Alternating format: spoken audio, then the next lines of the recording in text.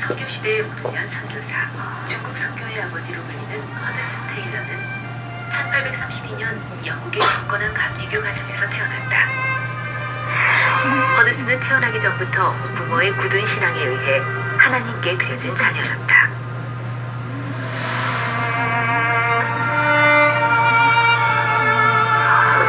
허드슨은 청소년기에 하나님의 존재를 부인하고 방황하는 삶을 살았다. 어느 날 아버지의 서재에서 전도책자를 읽게 되었다. 주님의 완성된 사역. 그 순간 그에게는 그리스도께서 다 이루셨다는 말씀 구절이 떠올랐고, 그토록 오랫동안 잘 알고 있던 하나의 진리가 새롭게 그의 마음속에 와닿았다. 그렇게 17세에 새롭게 거듭남을 체험하게 되었다. 허드슨 테일러가 거듭난 바로 그 시간, 어머니는 아들을 위해 기도하고 있었다.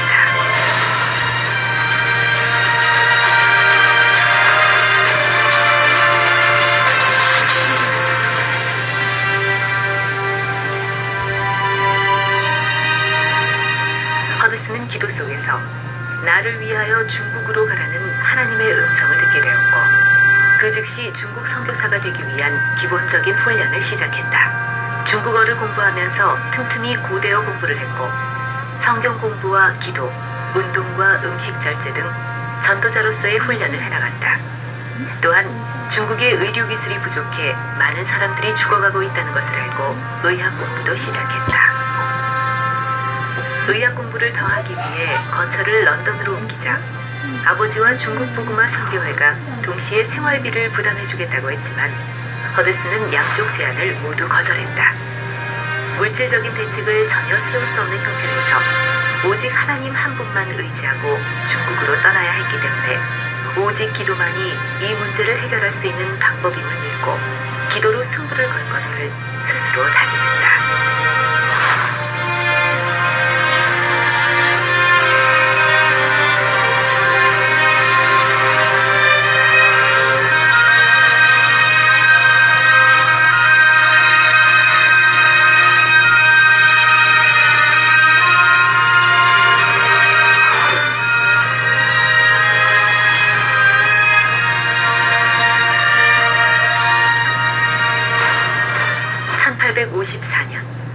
허드슨이 복음을 전하기 위해 간 중국에는 당시 태평천국의 난으로 시내 곳곳에서 전투가 벌어지고 있었다. 중국으로 온 선교사들은 중국의 몇몇 해안 도시에만 몰려 있었기 때문에 중국 내륙에 있는 중국인들은 복음을 들을 기회가 없었다. 허드슨은 내륙에 있는 중국 영혼들을 사랑하는 마음으로 강을 따라 배를 띄워 중국 구석구석을 찾아다니기 시작했다. 계속되는 전쟁의 위험 속에서 그는 매일 하나님의 도우심을 기대하며 희망을 잃지 않았다. 날마다 절망과 희망 사이를 오가며 영적 싸움을 계속해야 했다. 선교는 꿈이 아니라 치열한 영적 전쟁이요 차가운 현실이라는 것을 생생하게 체험했다.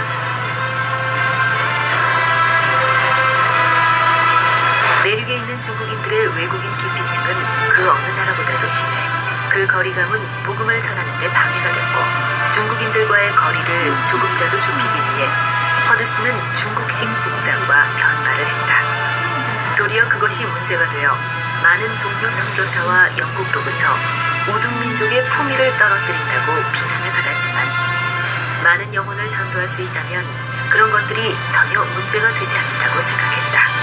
이런 그의 행동은 즉각적으로 선교 사역에 큰 변화를 가져왔다. 많은 중국인이 그를 집으로 초대하고 복음에 대해 열린 마음을 가지고 다가왔다. 허드슨 테일러는 중국에서 선교 사역을 시작한 지 6년 만에 건강 악화로 결핵을 앓게 되었고, 가족과 함께 영국으로 돌아가게 되었다.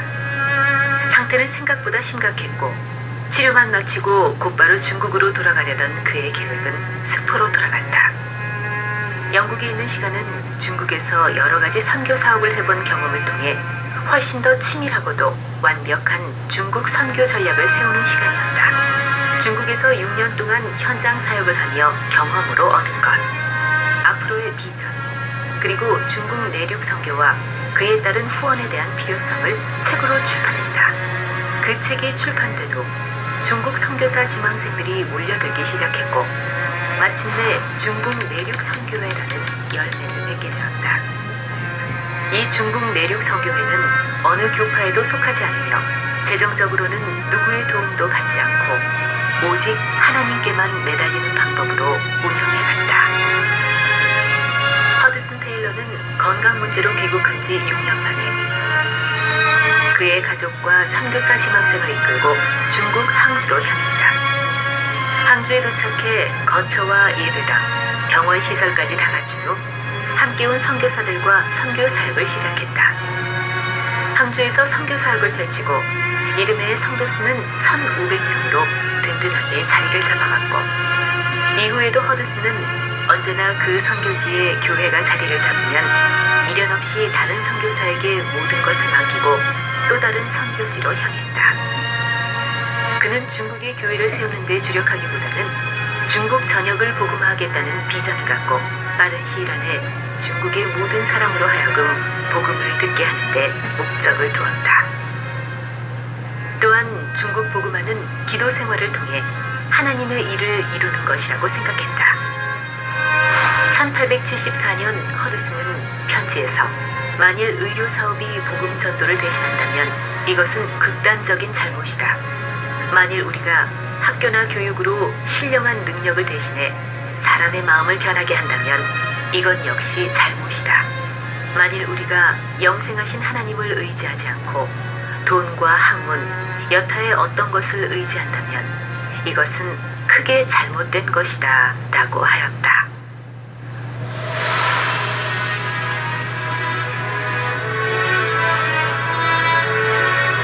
허드슨 테일러는 선교사가 어떤 환경에 처하더라도 본국 정부의 호소해서는 안 되며 선교사가 위협을 받는 경우에는 현지 관리들의 도움을 얻어야 하고 이 도움이 어려울 때는 하나님을 의지해야 한다고 말했다. 또한 선교사의 자질을 신학이나 대학 교육을 받은 사람에 한정한 것이 아니라 평신도라도 선교사로 선발했고 오늘날과 같이 평신도 선교사 역할의 중요성을 인식하고 있었다. 하나님의 말씀을 읽어야 믿음도 잘할 수 있다는 생각에 허드슨 테일러는 중국인들에게 글을 가르쳤고 중국인들이 성경을 아는 지식이 쌓이자 그저 듣고 따라가는 신앙이 아니라 스스로 생각하는 신앙을 갖게 되었다. 이러한 선교 사역은 중국의 문맹 퇴치에 크게 이바지했으며 중국인들은 허드슨을 중국 근대화에 공헌한 백인 중 한 명으로 꼽는다. 그러나 중국인 대부분이 문맹자라는 점을 고려하여 다른 선교사들과 같이 문서 사업을 중요시하지 않았고 대중을 향해서만 복음을 전했기 때문에 고위관직에 있는 사람들에게 복음을 전하는 전략이 없었다. 하지만 허드슨 테일러의 선교 전략으로 중국 대륙의 복음의 씨앗은 공산당 정권의 대두로 탄압을 받으면서도 오늘날 중국에 존재하는 수많은 지하교회들로 생존하게 된 원동력이 되었다.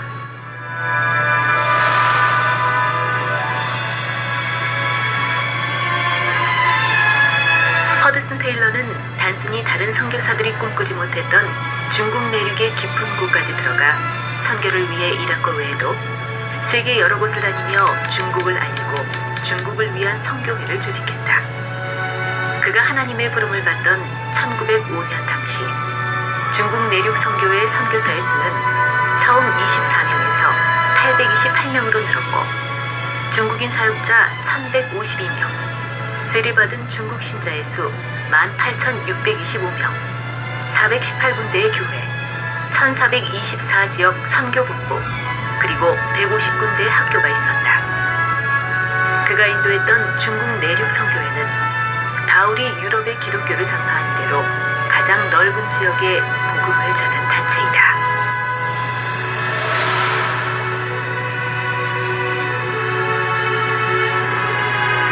우리가 믿는 하나님은 여호와의 손이 짧아 구원치 못하심도 아니요 귀가 둔하여 듣지 못하심도 아닌 하나님이십니다. 권능과 능력의 주이신 하나님이십니다. 놀라운 사실은 전지전능하신 하나님께서 그의 전능하신 능력을 기도하는 성도의 기도의 입에 맡기신다는 것입니다. 그는 중국 장사에서 73세의 나이로 열정적인 전도자의 일생을 마쳤다. 중국 사람들이 외국에서 온 선교사가 아니라고 할 정도로 중국인을 위하여 기도한 위대한 중국 선교사였다.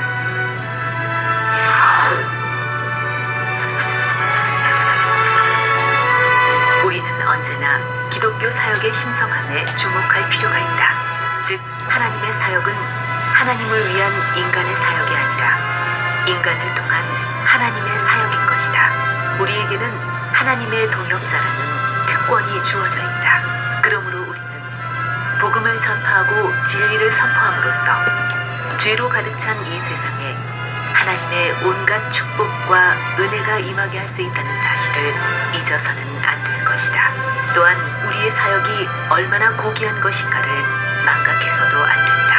하나님께 순종하며 하나님의 이름에 영광을 돌리고 그분의 사랑스러운 자녀답게 이 세상을 살아가며 하나님을 섬김으로써 그 마음을 기쁘시게 해드리는 일은 우리의 귀한 사명인 것이다.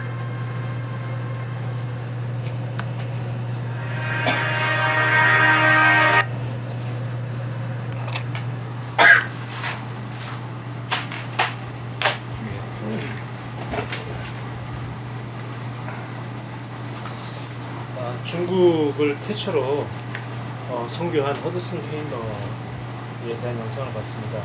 우리 지난주에는 토마스 선교사에 대한 영상을 봤고요. 토마스 선교사가 우리나라의 최초로 온 선교사였고, 이제 허드슨 테일러는 물론 그 전에도 중국으로 간 선교사들이 있긴 있었어요. 근데 이제 아까 영상에 나온 것처럼 중국이 이렇게 예를 들어 있으면 주로 이렇게 해안가, 바닷가 해안가 중심으로 이런 쪽에만 선교를 하고 있었는데, 이쪽 그 안쪽에 수많은 그 중국인이 살고 있었는데 이 안쪽은 거의 엄두도 못 내고 있었는데 허드슨 테일러가 최초로 이렇게 해서 안쪽을 선교했죠. 그래서 이제 내륙 선교회라고 이런 이제 선교회 팀이 조직이 될 정도로, 그리고 이제 많은 선교사들이 들어가게 되었다. 근데 또 주목할 사실은 전혀 어떤 그런 물질, 그런 사람들의 성도들의 어떤 물질의 도움 이런 거 전혀 바라지 않고, 사실 선교하러 나가면은 그쪽에서 당장 아무 돈도 없으니까 이렇게 어느 정도 계속 후원을 해줘야 되거든요. 근데 허드슨 테일러는 전혀 그런 후원을 완전히 다 거부하고 나는 오로지 하나님만 믿고 가겠다 해서 이제 그렇게 해서 그쪽에 살았고, 또 자기가 서양인이기 때문에 마음껏 다가가기 힘들다는 걸 알고 자기 머리를 변방으로 깎고 옷도 다 중국 옷으로 입고, 그러다 보니까 이제 그 실제 영국 사람들이 우리는 이제 우등 민족인데 우등 민족으로 해서의 자존심을 저렇게 깎아내렸다 그래서 오히려 허드슨 테일러를 막 비방하고 막 그랬지만, 허드슨 테일러는 알고 있었던 거죠. 내가 이렇게 하는 것이 진짜 오히려 더 선교에 더 좋다는 것을 본인이 알고 있었기 때문에 그런 비방들을 받아도 아무렇지 않고 그렇게 했던 거죠. 우리에게 좀 많은 것을 좀 시사하는 그런 내용이지 않냐 이렇게 생각이 되어집니다. 하나님 말씀 봅시다. 베드로전서 3장 14절에서 마지막 22절까지.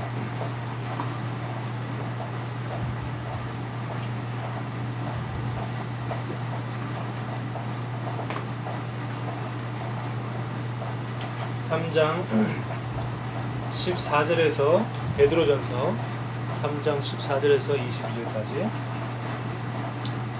읽겠습니다. 그러나 의를 위하여 고난을 받으면 복 있는 자니 그들이 두려워하는 것을 두려워하지 말며 근심하지 말고. 이제 고난을 받을 수 있다는 거죠. 근데 그런 걸 전혀 두려워하지 말고 또 근심하지도 말라는 거죠. 너희 마음에 그리스도를 주로 삼아 거룩하게 하고 너희 속에 있는 소망에 관한 이유를 묻는 자에게 대답할 것을 항상 준비하고 온유와 두려움으로 하고 선한 양심을 가지라. 이는 그리스도 안에 있는 너희의 선행을 욕하는 자들로 그 비방하는 일에 부끄러움을 당하게 하려 함이라. 오히려 이제 나를 욕하는 사람이 오히려 더 비방당하게끔 부끄러움 당하게끔 그렇게 만든다는 거죠.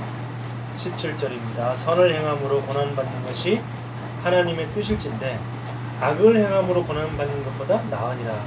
우리가 전도한다고 그래서 복음 전한다고 해서 고난 받는 것이 그거 하나님이 뜻일 수 있는데 그게 차라리 악한 짓을 하고 고난 당하는 것보다 낫지 않냐. 그렇죠. 18절 그리스도께서 단번에 죄를 위하여 죽으사 의인으로서 불의한 자를 대신하셨으니 이는 우리를 하나님 앞으로 인도하려 하십니다. 육체로는 죽임을 당하시고 영으로는 살리심을 받으셨으니 그가 또한 영으로 가서 옥에 있는 영들에게 선포하시니라. 그들은 전에 노아의 날 방주를 준비할 동안 하나님이 오래 참고 기다리실 때에 복종하지 아니하던 자들이다.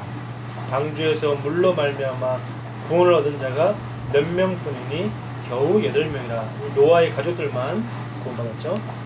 물은 예수 그리스도께서 구원하심으로 말미암아 이제 너희를 구원하는 편이 곧 세례라. 이는 육체의 더러운 것을 제하여 버림이 아니요 하나님을 향한 선한 양심의 강군이라. 그는 하늘에 오르사 하나님 우편에 계시니 천사들과 권세들과 능력들이 그에게 복종하느니라. 자, 오늘 제목이 뭐냐면 말씀의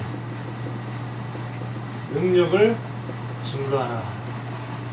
그래서 베드로전서 3장 14절에서 22절까지 말씀을 봤습니다.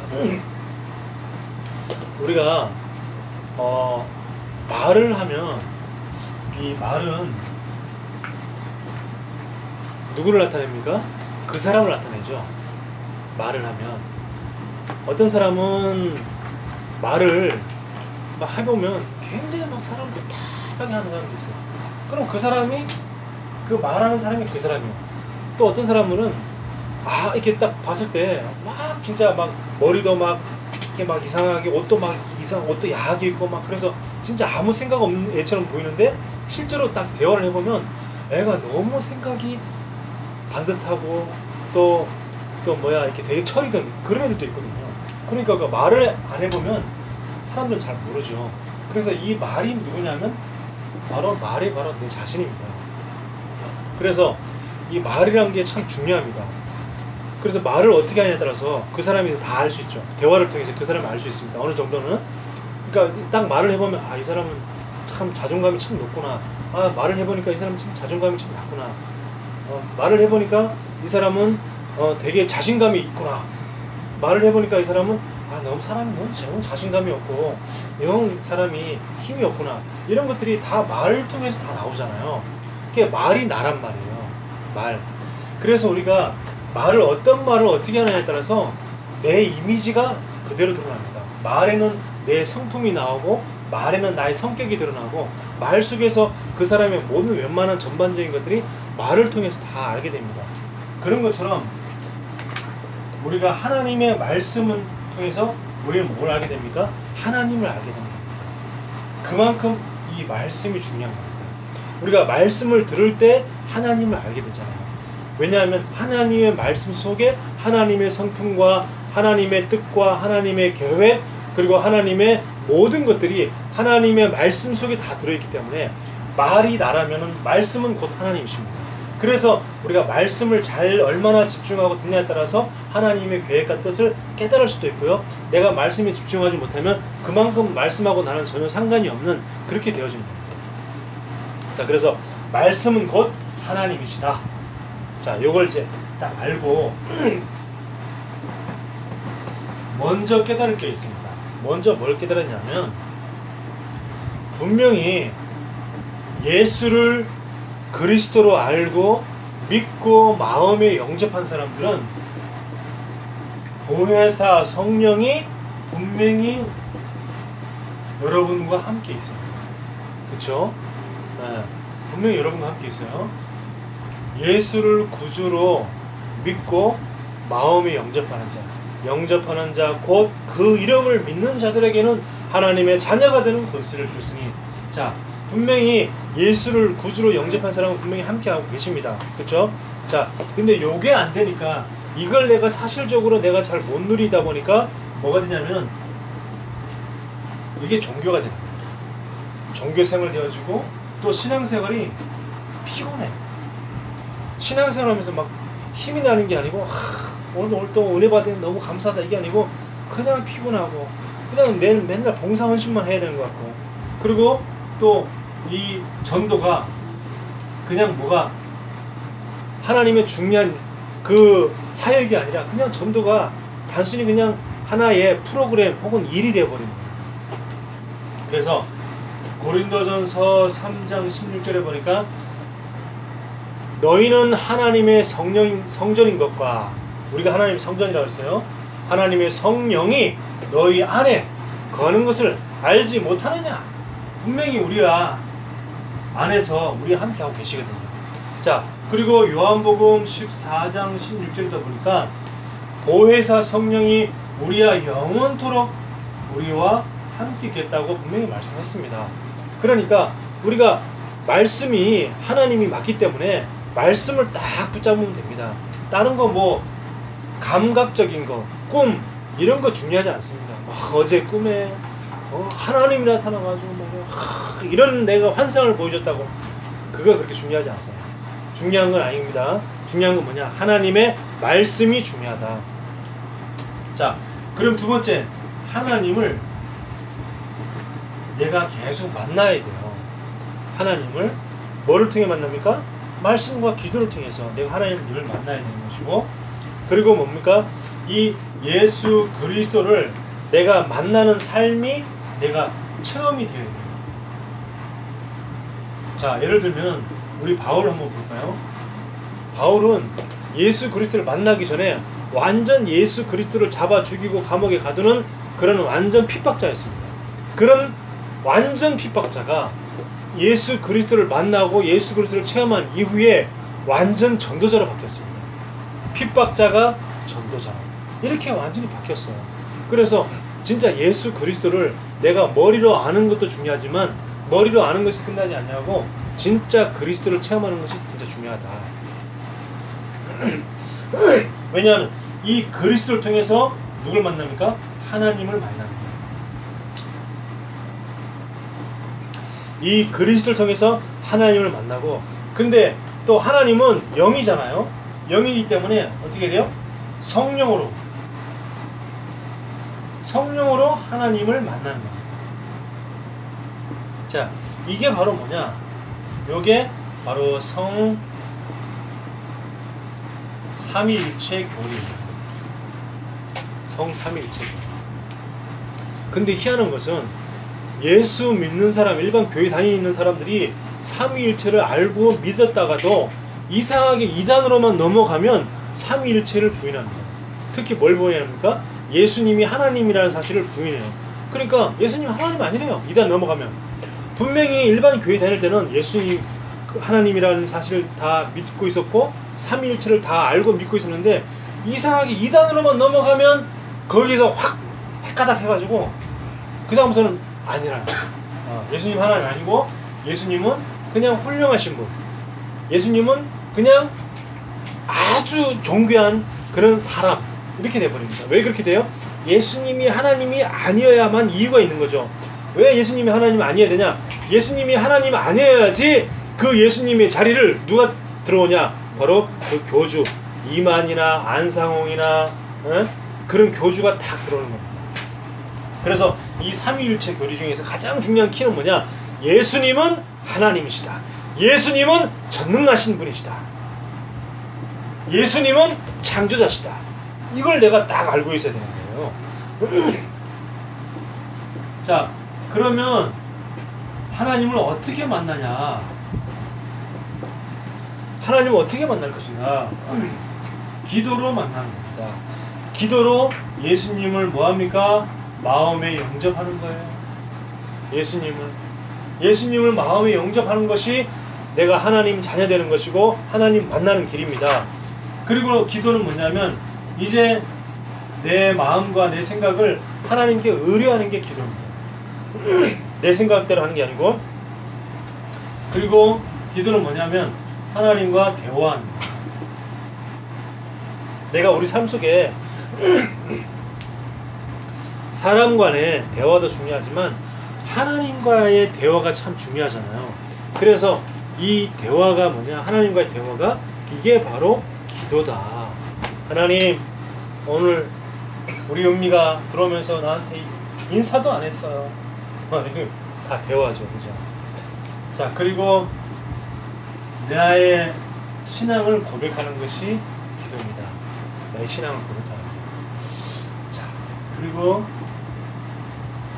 또 뭡니까?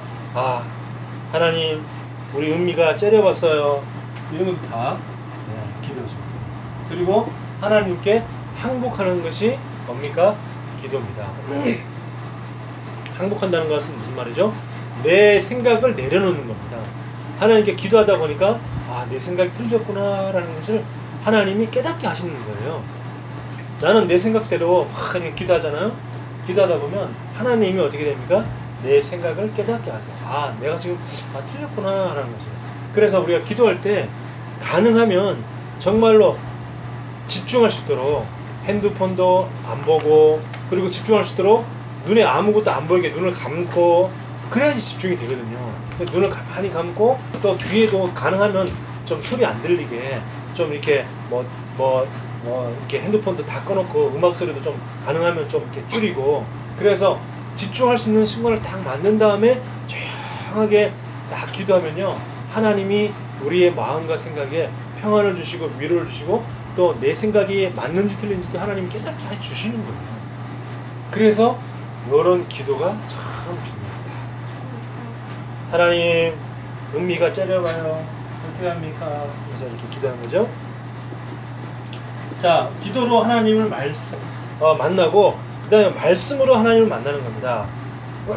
자, 왜냐하면 하나님은요, 이 말씀을 통해서 자기의 뜻을 계시하세요. 자기의 뜻을 계시하십니다.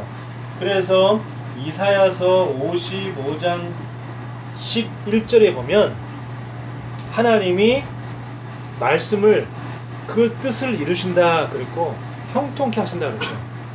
네, 뜻을 이룬다 그랬단 말이에요. 말씀의 그 뜻을 하나님이 이루신다. 자, 그리고 두 번째, 그냥 계시하는 것이 아니고요, 매일 매시, 매일 매시, 날마다 매 시간마다 하나님은 늘 하나님의 뜻을 늘 나타내고 계세요. 그래서 예배가 중요하고요. 자, 그리고 누구에게? 주의 종에게 하나님의 말씀을 주십니다. 그래서 사도행전 2장 42절에 보면 뭐라고 말씀했냐면 사도의 가르침을 받아 그랬어요. 초대교회는 사도, 즉 그 예수님의 제자들이죠. 예수님의 제자들의 가르침을 받아가지고 그 가르침을 받은 이후에 서로 교제하고 떡을 떼고 애찬의 시간을 가지고 또 오로지 기도하기 힘썼다라고 말씀합니다. 그러니까 지금으로 말하면 뭡니까? 사도라는 말은 목사님이죠. 목사님의 말씀, 목사님의 가르침을 받은 다음에 그 가르침을 받고 오로지 기도하였더라 그랬어요. 그러니까 하나님은 이 목사를 괜히 세운 게 아니에요. 그 이단 중에는 무슨 이단이 있냐면 지방교회라는 이단이 있어요. 지방교회. 저기 그 동교동, 연남동 지나서 저 동교동 보면 거기 지방교회가 있어요. 그게 뭐라고 했냐면 서울교회라고 돼 있어요. 그 지방교회는 말 그대로 각 지역, 지방은 지역을 말하는 겁니다. 지역마다 그냥 그 지역의 이름을 따서 교회를 짓는데 거기는 뭐가 없냐? 목사가 없어요. 주의 종이 없습니다.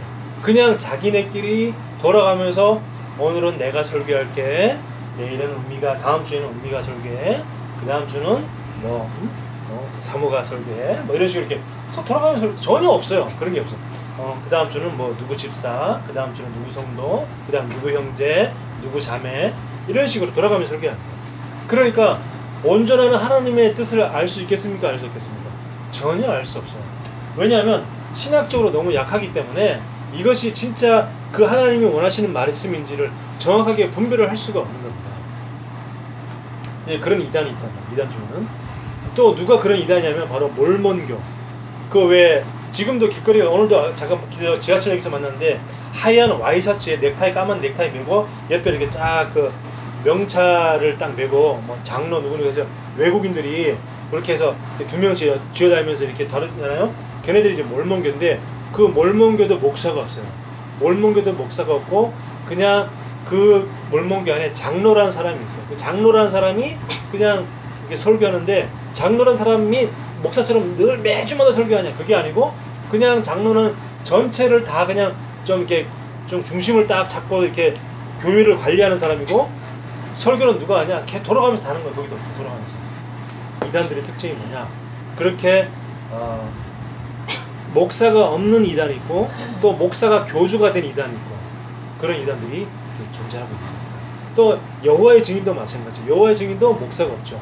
거기도 그냥 장로까지 있는데 목사가 없어요. 그래서 서로 그냥 형제님, 자매님 이렇게 부르면서 그렇게 생활하고 있죠. 자, 그렇지만 그 여호와의 증인은 뭡니까? 그 본부인 워치타워, 미국에 있는 워치타워에서 만드는 그런 그 책자, 그걸 가지고 교육을 통해서 서로 계속 성경 공부를 하고 이렇게 합니다. 자, 그래서 그런 이단들 중에는 그런 목사가 교주가 된 이단이 있고 아예 목사가 없는 이단들이 있고 다 이런 거는 이제 우리가 상식적으로 우리가 알고 있으면 좋습니다. 자, 그러면 이렇게 기도와 말씀으로 하나님을 만난다 그러면 이제는 그 어떻게 하나님의 말씀을 증거할 것이냐, 어떻게 사도행전 2장 27절에서 30절 보면 이 베드로가 29절에 이렇게 말합니다. 29절에 담대히 그랬어요. 담대히. 우리가 복음 전하는데 그 사람은 어떻게 복음을 지금 안 받으면 죽는 사람이에요. 그죠? 그럼 나는 복음을 전해서 그 사람을 살려주는 생명 가진 사람이란 말이에요. 그러면 내가 담대하게 복음을 전하지. 내가 막 부끄럽고 내가 창피하고 눈 부기도 힘들고 막 괜히 막 부끄럽고 막 이러면 어떡합니까? 무슨 뭐 결혼하는 새색시에 뭐요? 그냥 요즘에 새색시도 그렇게 부끄러워하지 않아요. 그러니까 막 당당하게 막 실체가 막 그러고 그러지. 옛날이나 막 조선시대나 막 이렇게 부끄러워가지고 막 이렇게 하고 막 얼굴도 가리고 막 이렇게 그렇지. 아니 복음 전하는데 뭘 이렇게 부끄러운 게 있습니까? 당당하게 전하는 거죠. 내가 복음 안 전하면 그 사람 죽는다니까요. 내가 당당하게 전해야지. 담대하게. 뭘 복음 전하는데 뭘 부끄러운 게 있어요. 베드로전서 3장 15절에는 오늘 읽어봅시다. 3장 15절 오늘 베드로전서 3장 15절 자 읽어봅시다. 이렇게 말했죠. 너희 마음에 그리스도를 주로 삼아 거룩하게 하고 먼저 네 자신을 먼저 예수를 주로 삼아서 거룩하게 한 다음에 너희 속에 있는 소망에 관한 이유를 묻는 자에게는 그랬어요. 너희 속에 어떤 소망이 있어요? 영생에 대한 소망이 있잖아요. 천국에 대한 소망이 있잖아요. 그 천국에 대한 소망의 이유를 묻는 자에게 대답할 것을 항상 준비하되 그랬어요. 복음을 항상 준비해. 복음을 항상 준비해야지. 그래야지 복음을 전할 수 있잖아요. 내가 또 강단의 말씀을 가지고 내가 포럼할 말을 내가 있어야 된다는 거죠. 그 말씀은 있어야 되는데 그거 가지고 증거하되 어떻게 증거한다고요? 온유와 두려움으로 하고 그랬어요. 어떻게 하라고요? 온유와 두려움으로 해라. 다른 말로 하면 겸손하게 말해라. 그러니까 담대하게 하면서도 겸손하게. 말씀 증거할 때 이렇게 하는 겁니다. 담대하게 하면서도 겸손하게. 이렇게 하는 거지. 뭐 지 잘났다고 막 이렇게 하는 것도 아니고 담대하면서도 겸손하게 이렇게 말씀을 증거하는 겁니다. 오늘 중요한 말씀 나왔죠? 항상 준비해라 그랬어요. 말씀을 내가 복음 전할 준비를 항상 해야 되는 거예요. 항상 복음을 전혀 모르는 한 번도 못 본 사람한테는 복음 전할 수 있도록 구원의 길 같은 거 딱 준비해놓고 또 내가 아는 사람한테는 아는 사람 평소에 만날 때는 내가 강단의 말씀 내가 포럼에 받은 은혜 딱 포럼해주고 이런 식으로 내가 말씀을 딱 준비하고 있어야 된다는 거죠. 결론입니다.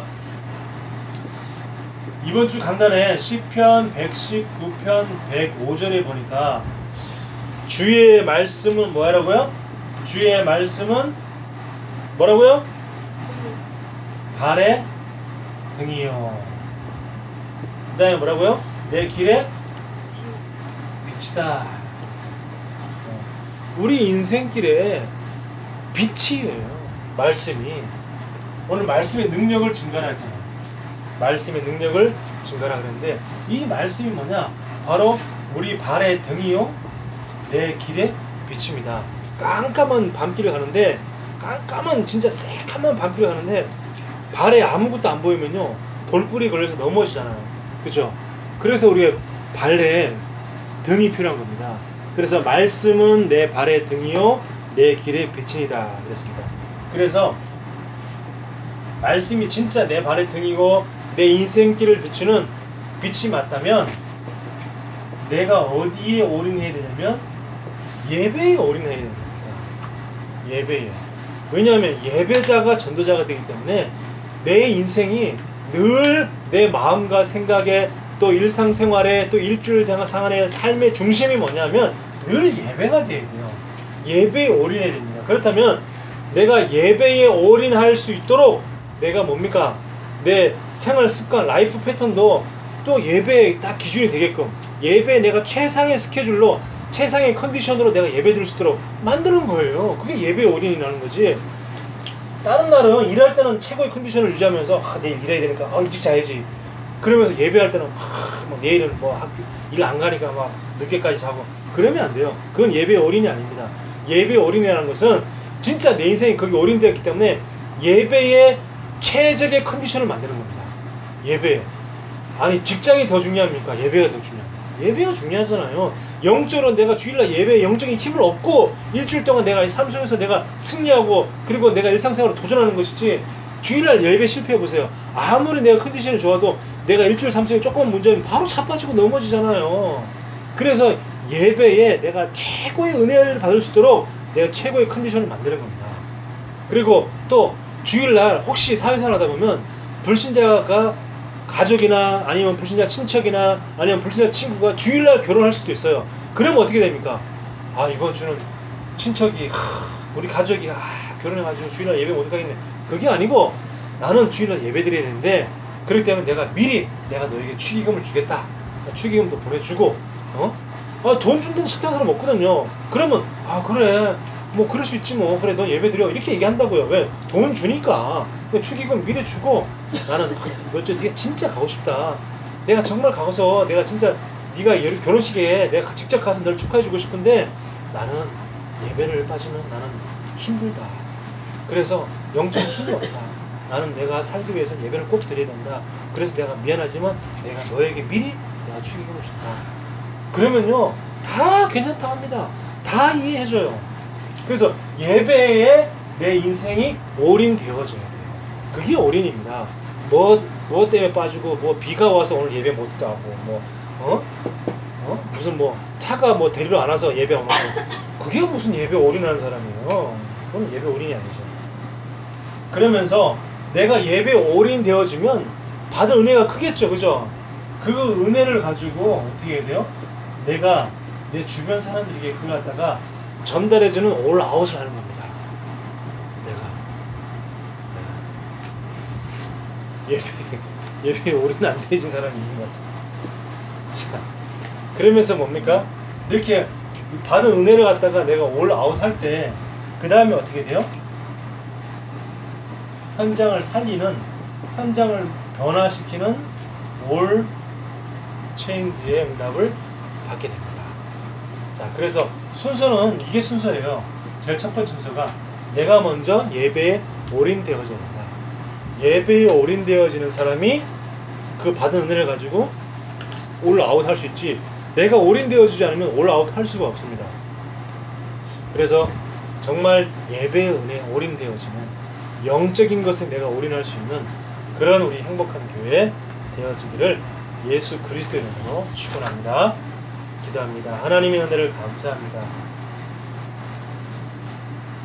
하나님이 곧 말씀이시고 말씀이 곧 하나님이신데 우리는 매 주일 예배를 드리고 또 수요 예배 또 금요 예배도 드릴 때도 있고 그러다 보니까 자칫 잘못하면 이 말씀의 가치와 중요성을 놓칠 수 있습니다. 하나님, 말씀이 진짜 하나님이 맞다면 말씀을 들을 때도 정말 하나님을 만나는 그런 최고의 중요한 순간임을 알고 하나님 최고의 영적인 컨디션을 가지고 예배에 올인할 수 있도록 주님이 축복하여 주시옵소서. 그래서 그 받은 은혜를 가지고 많은 사람을 살리는 올 아웃 올 체인지 응답을 누리게 하여 주옵소서. 살아계신 예수 그리스도 이름으로 기도하옵나이다. 아멘. 하늘에 계신 우리 아버지여, 이름이 거룩히 여김을 받으시옵시며 나라 임하옵시며 뜻이 하늘에서 이루어진 것 같이 땅에서도 이루어지고 오늘날 우리에게 일용할 양식을 주옵시고 우리가 우리에게 죄 지은 자를 사하여 준 것 같이 우리 죄를 사하여 주옵시고 우리를 시험에 들게 하지 마옵시며 다만 악에서 구하옵소서. 나라와 권세와 영광이 아버지께 영원히 사옵나이다. 아멘. 여기 들어왔어요?